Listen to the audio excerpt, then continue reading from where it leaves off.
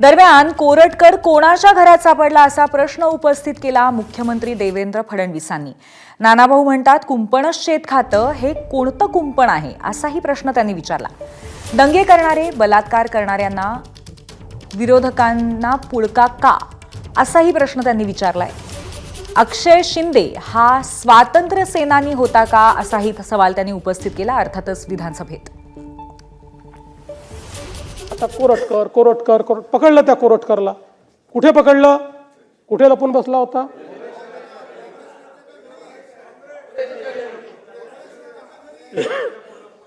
तेलंगणामध्ये आता कोणाच्या घरी तुम्ही सांगता, मी सांगणं योग्य दिसत नाही, पण कोण त्याला आश्रय देऊन बसला होता जरा बघा ना नाना भाऊ त्या ठिकाणी। पण आपल्याला राजकारण करायचं नाही आहे।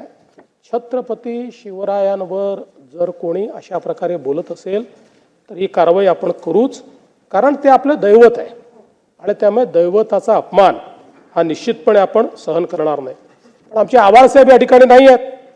काल ते कायद्याचं राज्य, लोकशाही कोसळली, राष्ट्रव्यवस्था कोसळली। मला समजतच नव्हतं ते महाराष्ट्राबद्दल बोलत होते का बांगलादेशबद्दल बोलत होते, म्हणून मी त्यांना विचारणार होतो, ते नाही आहेत, पण ते माझं भाषण कुठेतरी ऐकतीलच। त्यामुळे मी त्यांना विचारू इच्छितो की आवाळसाहेब, काही नावं तुम्हाला आठवतात का? निखिल भामरे, सुनैना होले, समीर ठक्कर, केतकी चितळे, परेश बोरसे, सेवानिवृत्त नौदल अधिकारी मदन शर्मा, कंगना रनावत, नारायणराव राणे, अर्णव गोस्वामी, राहुल कुलकर्णी, राहुल झोरी, आणि यातली नावं आठवत नसेल तर एक नाव नक्की त्यांना आठवत असेल, अनंत करमुसे।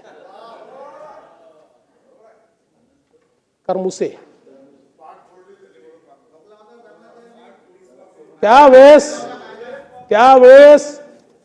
कायदा आणि सुव्यवस्था होता, राष्ट्रावर कुठलंही संकट नव्हतं, संविधानाप्रमाणे काम चाललं होतं, म्हणून मिळेल त्या पत्रकाराला जेलमध्ये टाकण्यात येत होतं। त्यामुळे मला असं वाटतं की आवाळसाहेब असते तर जास्ती बरं झालं असतं। एबीपी माझा, उघडा डोळे बघा नीट।